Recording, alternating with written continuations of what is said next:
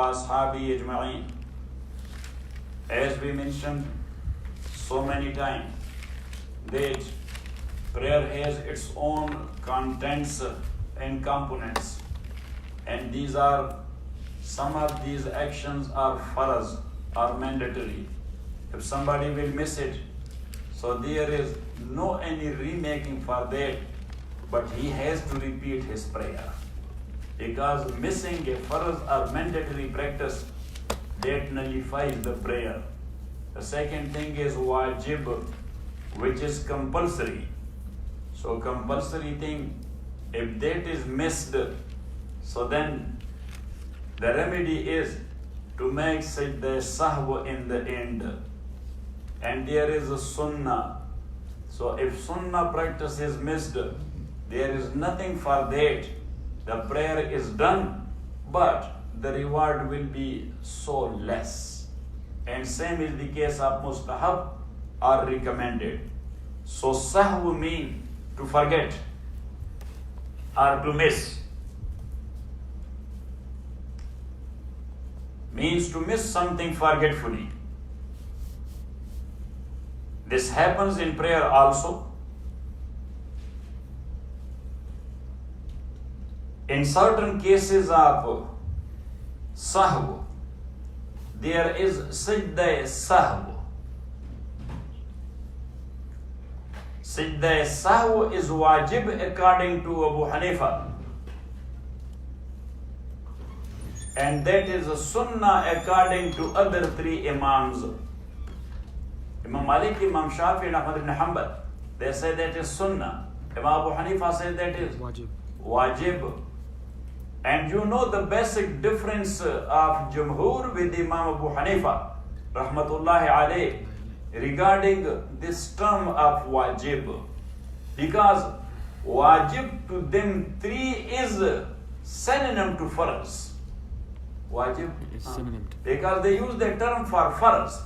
But Abu Hanifa, rahmatullahi alayh, he uses this term for something which is lower or less than farz in status.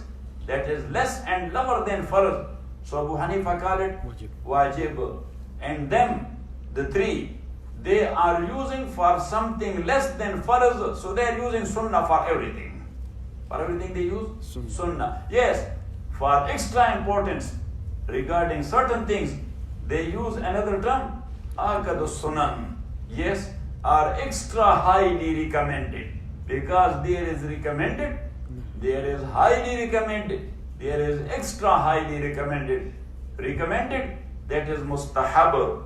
Highly recommended, that is sunnat muakkad. And extra highly recommended, that is akadus sunan. So regarding akadus sunan, according to them, whatsoever is wajib according to Abu Hanifa in most cases, they call it akadus sunan. Like look, salat eidain, the Eid prayer, Eid al-Fitr or Eid al-Adha. Eid prayer, that is wajib according to Abu Hanifa, but to them that is akadus sunan. Got it? Or Qurbani or Zabh on Eid al-Adha, that is wajib according to Abu Hanifa, to them that is akadus sunan. So it means that their difference is that of the term, that what term they are using, what term he is using. So as they are using the word wajib is a synonym to farz, so that's why they have adopted another word, akadus sunan. So siddatu sahw, that is wajib according to Hanafiya and sunnah to Jumhur.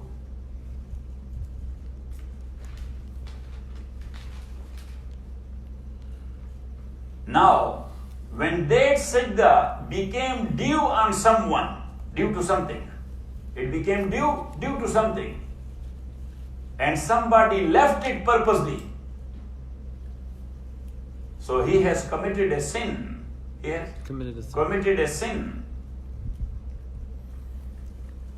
But it does not nullify the prayer.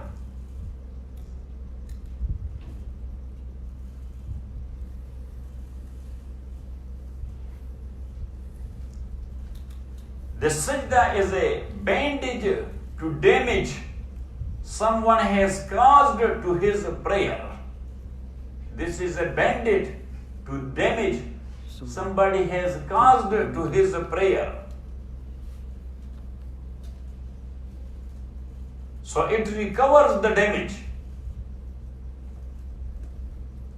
Or you can say it covers the damage. It recovers the damage, or it covers the damage.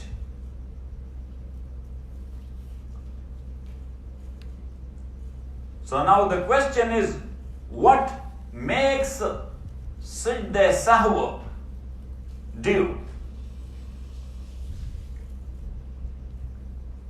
According to Hanafites, basically two things make Sajda Sahw wajib. Number one, if he, means the one who prays, if he forgot a wajib action in prayer,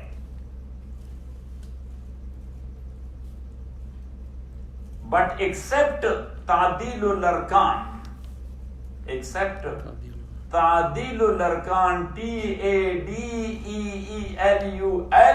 and the second word is Arkan.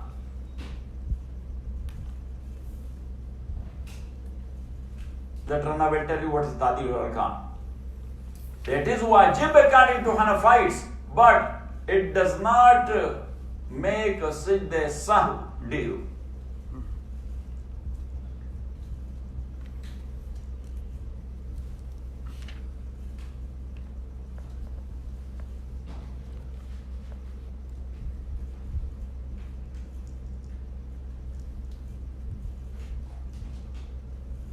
According to Abu Yusuf and Muhammad, rahimahumullah,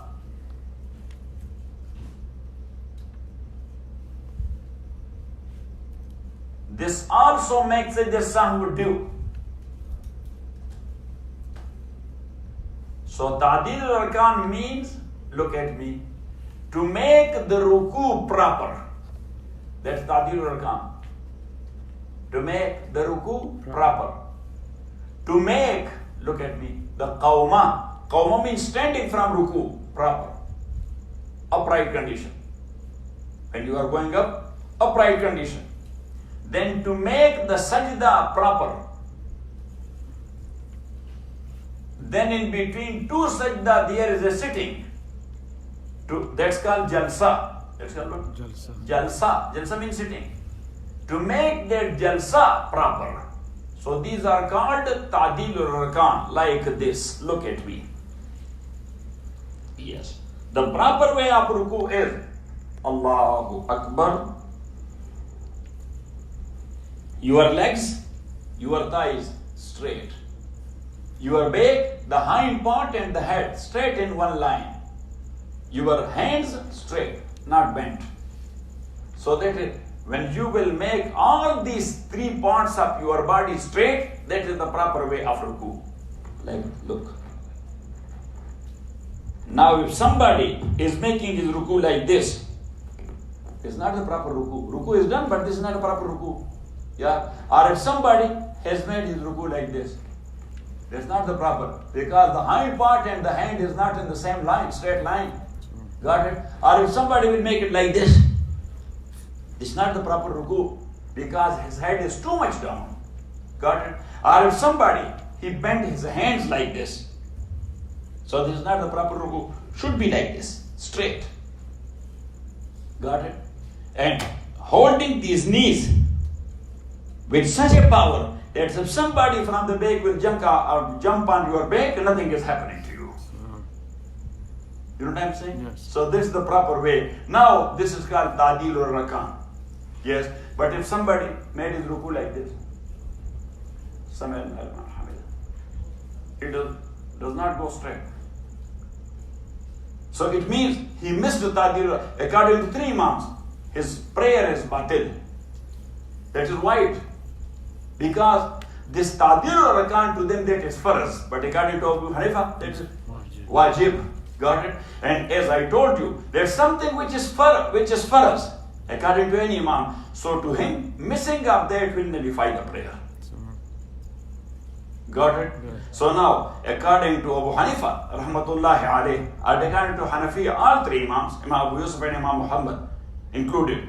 Yes. So if somebody will make his ruku like this, Subhanallah, Subhanallah, Allah Akbar. Yes, like this. So he missed the wajib.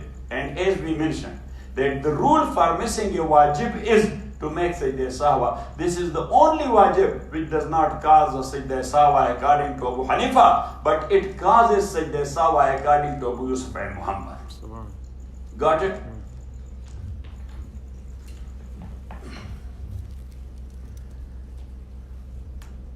So one thing which causes sajda sahwa, that is to miss a wajib forgetfully. To miss a wajib? Forget. If somebody missed a wajib purposely and intentionally, so sajda sahwa will not recover it. Because sahwa is not there. Sahwa means forgetfulness. He did it intentionally. Yeah. So how sajda sahwa will remake it? No, as long as the time is there, he is bound to repeat his prayer. He is bound to repeat his prayer. So that is one reason for sajda sahwa. And second one is to delay a rukn. To delay a rukn of prayer from its own place and time.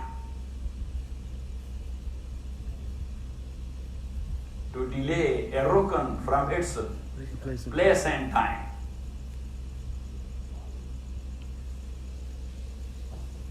Rukn is farz. So how many farz are there in prayer? Inside the prayer, number one, the standing.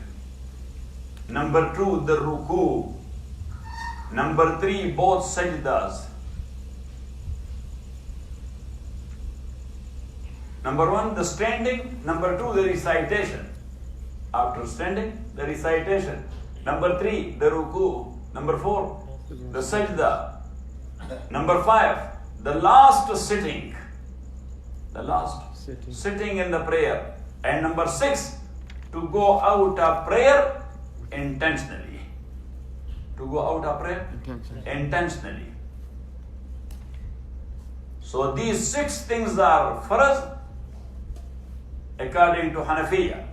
And as I told you, ta'dilul arkan, to make the ruku and sajda proper, that is farz according to Jumhur. So to them that is 7, to us that is 6.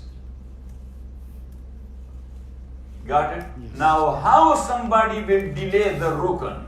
And for example, you are praying 4 rakat farz. So after second rakat, you are supposed to make a qaida, a sitting. Yes or not? Yeah. You do make it or not? Yeah. And that sitting is wajib. If somebody missed it purposely, so nullified the prayer. If somebody missed it forgetfully, got it? So then he has to make a sajda sahw in the end. Got it? Got it or not? Got it. Yes. Now, if someone forgetfully, he delayed the rukn in 4 rakat farz, after third rakat, what you are supposed to do? Yes. What you are supposed to do? To stand. The third rakat, so you are going straight to standing. But you forgot. You thought for a while, maybe this is my last rakat. Or maybe this is the second rakat. So after the second sajda, you sat for a while. Yes. And then you recalled your mind. No, this is my third rakat. So then you went. Now for how long you sit? Got it? Considerable sitting. If you sit like this, Allahu Akbar,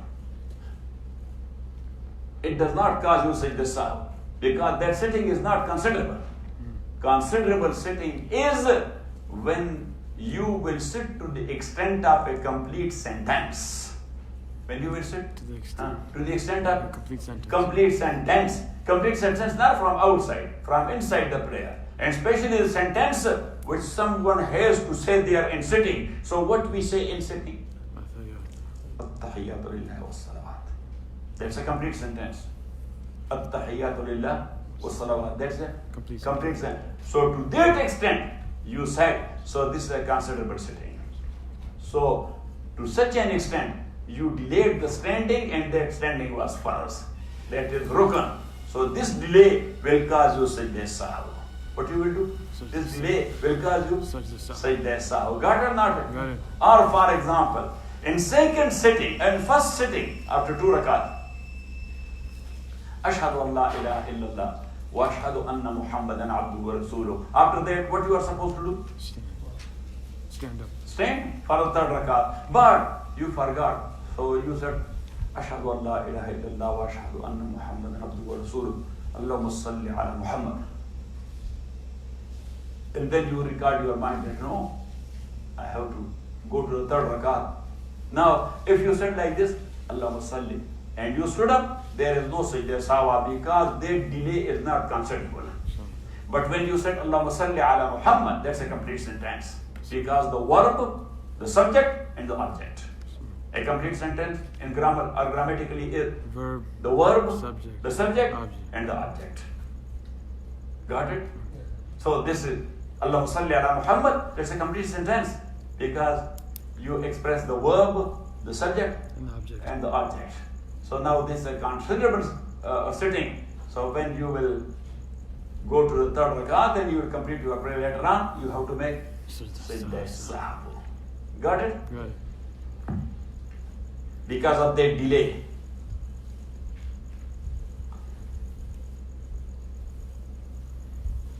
Here there are a few important points.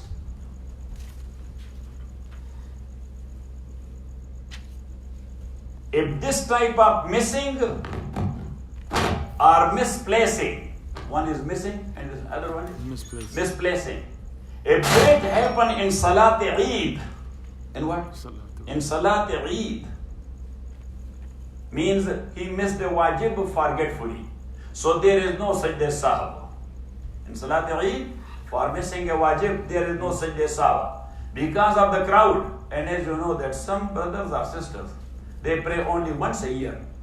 Yes. So not to make them confused. Yes.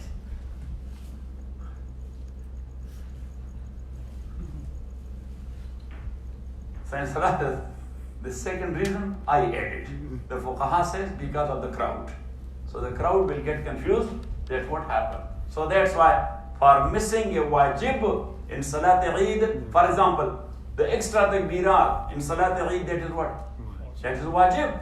Yeah. So we say Allahu Akbar, Allahu Akbar, Allahu Akbar, Allahu Akbar. So the Imam missed it.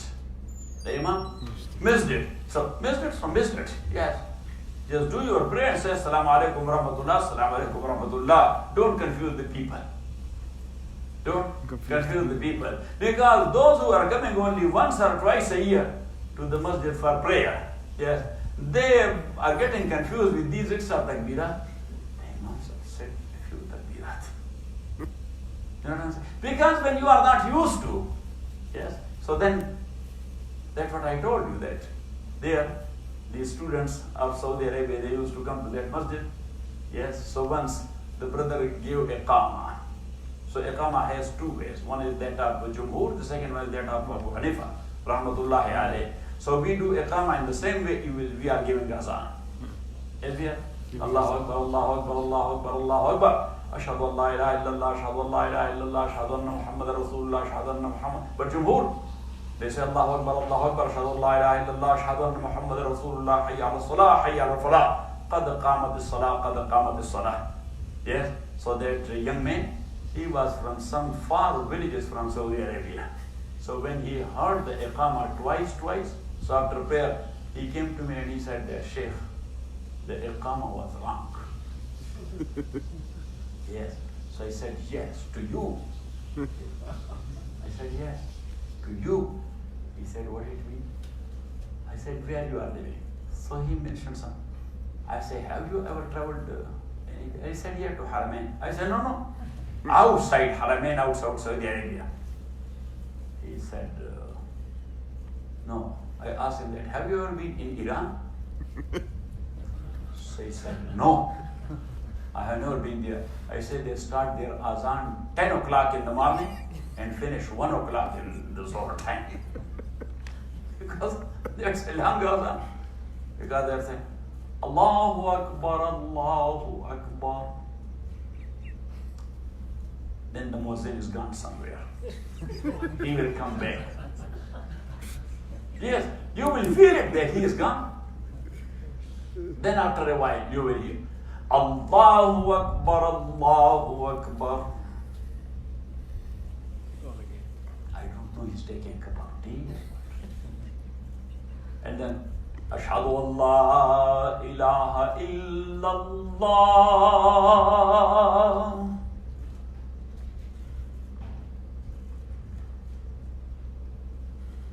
Ashhadu an la ilaha illallah.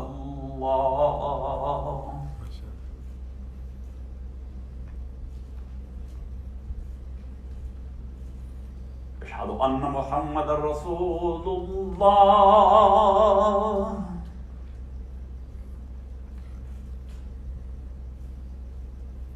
Ashhadu anna Muhammadan Rasulullah.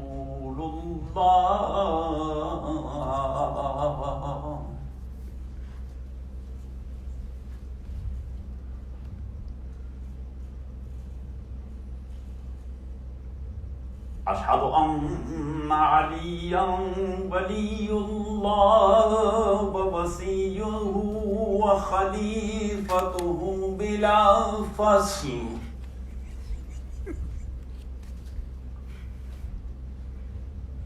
Ashhadu anna Aliyan waliyullah wa wasiyuhu wa khalifatuhu bila fasl.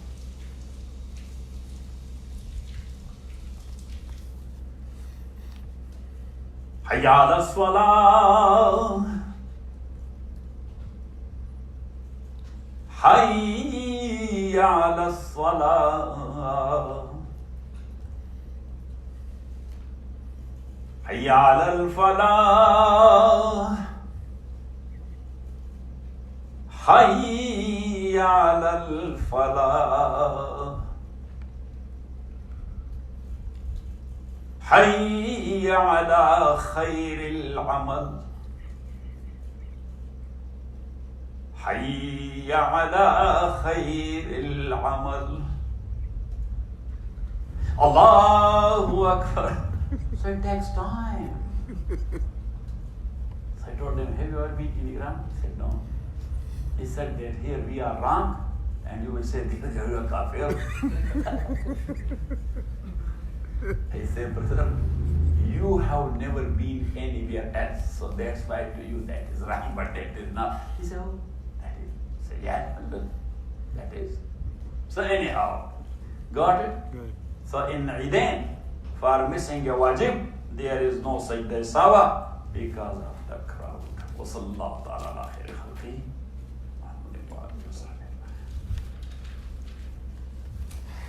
But I missed in that azan two things. Because they say Ashhadu an la ilaha illallah 4 times and Ashhadu anna Muhammad Rasulullah also 4 times. With tarjih.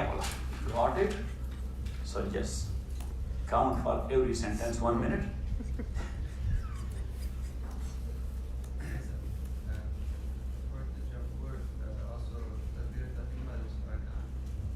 Takbir Tahrim and Rukun, yes.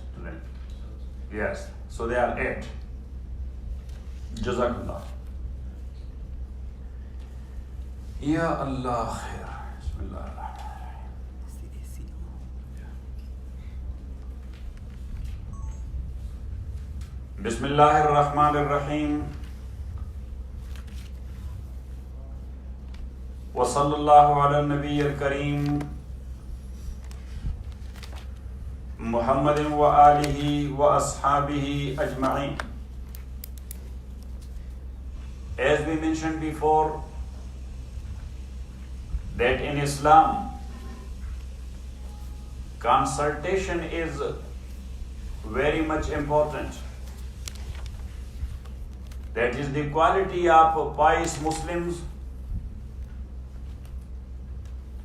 regarding affairs of common interest or state interest or the interests of a group. or an organization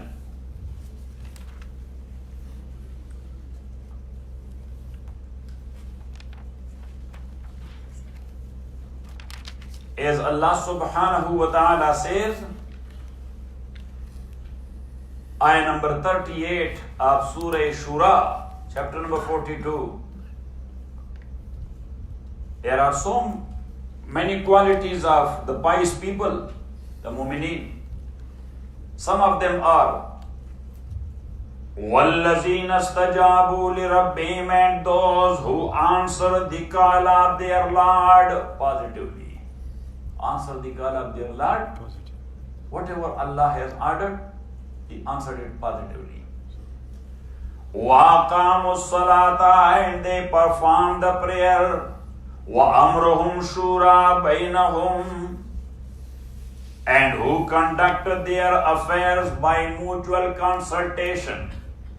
وَأَمْرُهُمْ شُورَى بَيْنَهُمْ, they conduct their affairs with mutual which affairs? So again, of mutual interest. Of what? Mutual interest. So that is either in party or organization or state and government.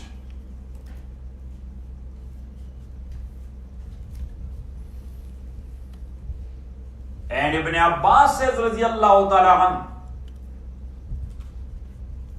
كان رسول الله صلى الله عليه وسلم أشد مشورة. Prophet صلى الله عليه وسلم was very strong in consultation, or very strict in consultation.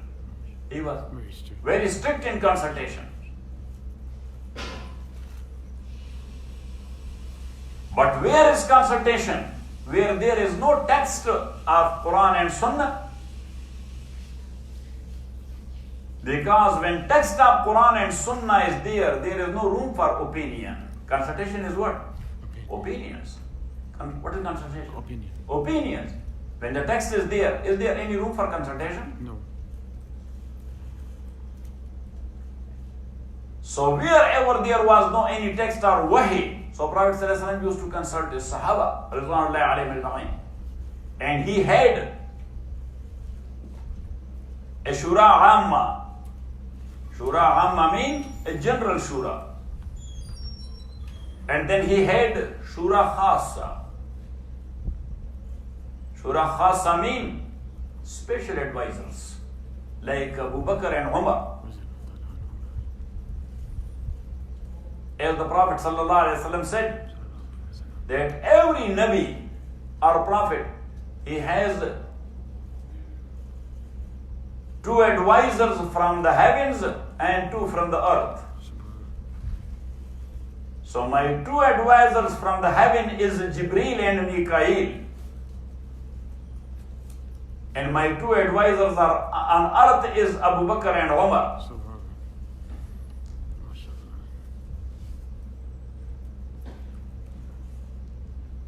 And that's what Prophet ﷺ said once. اقتدوا بالذين بعدي أبي بكر وعمر. If you get confused in certain things after me, after my death, if you get confused, اقتدوا بالذين بعدي أبي بكر وعمر, then follow the footsteps of these two men, Abu Bakr and Umar. Got it?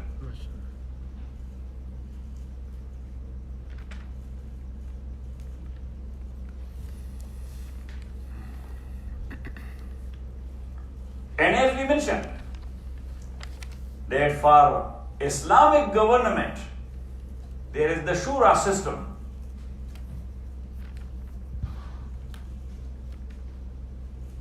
And as we mentioned, number one, that Khalafat in Islam is not a right, that's a duty.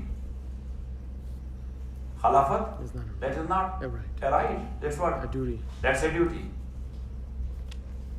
Because Khalafat is the right of Ummah as a whole. But the whole Bangladeshi nation cannot be the president. The whole Bangladeshi nation can be the president or can be the prime minister. There will be only one guy. Yes. But that is the right of Bangladeshi people as a whole, all of them. So they have to give it to someone. They have to give it to someone. Who will be that someone? So as we mentioned in detail, that there are required qualities in Sharia. There are required qualities of Khalifa. That a person who has these qualities, he would be given the Khilafat. That's a separate subject which we discussed a few times in detail. Now I am referring to one thing else. Now that Khalifa, when he got elected by the people in general, got it? Yes. Now he will be having the Shura. He will be having the Shura. And that Shura, that will be consist of three types of people. Number one, that is called Ahlul Hall wal Aqd. People who are followed by the general public. Got it? Yes. We call them the elders or the elites. The elders Or the elite. or the elites, because the people do follow them. Depend that what type of following is in this country and that country and that country. In certain countries, the tribal chief. The tribe follow who? The tribal chief. So he would be member of the Shura. Got it? Yes. In certain other countries, there will be groups. What? Groups. The groups. So the group leader will be the member of the Shura. In certain other countries like Afghanistan, there will be the warlord. Yes. So the warlord should be the member of, because he has a group. Yes. Yes. And his group listen to him only. They don't listen to Allah even. Malicious. Then I'm giving you example. That who are Ahlul Hall wal Aqd. Hal and Aqd mean tie and tie. Who are tying and untying. So these are the people who tie and untie. Got it? And second meaning of Ahlul Hall wal Aqd, they are not only means the chiefs or something. No. They have the mentality as well. They have the mentality of the pagan. Nobody will make him the chief of the tribe. Yes, or the gang head. Yes, head honcho. He has head. Yes. The OGs will never make anybody head honcho if he does not have the head.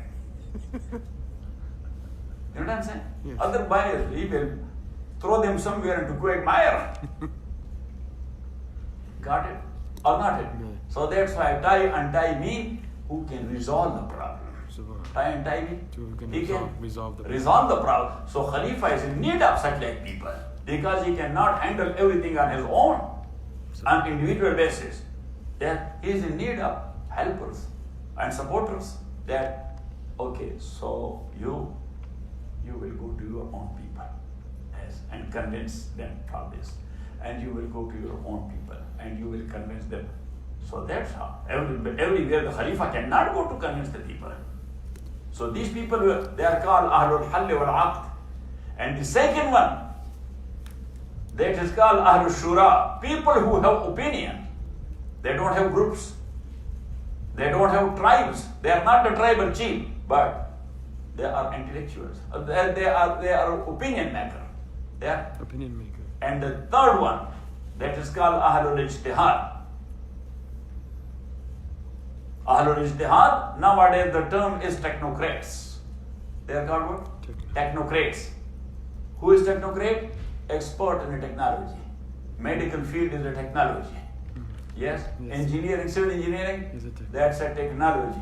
Yes? And geology, that's a technology. Yes? IT, that's a technology. So the expertise of the field concerned. Different field. So he will select people from these three types, and all these are considered as Shura. All these are considered as Shura. And what is the case of Shura, what they are doing? So Shura is not imposing their opinion on Khalifa. That's not allowed. Otherwise Khalifa is not Khalifa. Yes? Yes. He is the CEO. Khalifa is what? CEO. The CEO. So if this group is imposing on him, so he's not the CEO. While he is the Khalifa. No, Khalifa is trying to ask them regarding issues. When they will give their opinion, he will make up his mind. He will make up his mind. Like as I gave you the example, what the attorney is doing in the court. Is there any attorney? Doesn't matter that how famous he is, he can dictate the court? No. Say, no. The court will charge him for contempt of court. If an attorney, and that's why, yes, the judge sometimes say, order, order. Yeah. And then the attorney, he does like this. That maybe I'm, yes, going under in the red zone. Yes? Yes. And that's why you have observed the court procedures or not? Yes. Yes? The judge sometimes say, mind your tongue. Yes? Yeah. He say, counsel, mind your tongue. Means the word you are using, it will take you to the field of contempt of court. Sure. Got it? Yeah. And certain types of contempt, you will lose your license. Yeah. You will Lose your life. lose your license, which is your bread. That license is what? Your bread. That's your bread. You will die of hunger. You will become homeless. You know what I'm saying? Yes. Got it? Got it. Or No. not it? Got it? Got it. Or Got it. not it? Yes, in Pakistan, not in Pakistan, in India time. There was one attorney. He was a very famous attorney. Yes, so in one case, when he appealed for a review, for what? Review of the case. Yes, to undo the decree the court has given. Yes, but he came to know through reliable sources that the judge has been bribed. Judge has been bribed. So he said that at that time, British time, they used to use the word my lord. Yes, they used to, My Lord. my lord. Now in Pakistan they don't allow my lord because lord they say only Allah, MashaAllah. subhanahu wa ta'ala. Yes. So they say respected sir. What do they say? Respected sir. Respected sir. Yes. So anyhow, he said, my lord, justice should not be administered only. It must be seen. It must be seen. But sometime by some people that has been sold. And sometime that has been sold. And he said that by you, my lord, it has been auctioned. And the judge, he stood up and he said, order. He said, sir, reliable sources, it has been auctioned. If you want me, yes, to bring the proof forth. So the judge went to the retiring room. And now he was thinking, what should I do? Yes, if I will contest this guy, I will lose my job. If I will contest because he has sources, so I will lose my job. So he was looking for a way out. So then he approached 2-3 other attorneys. That at least he should come to my chamber and he should say, let's clarify my words. Says, the attorneys approached him, he went there. He said, actually as far as the case of truth is concerned, yes, so there is no sorry. There is no sorry. But as far as your request is concerned, so sorry, sir. وصلى الله على خير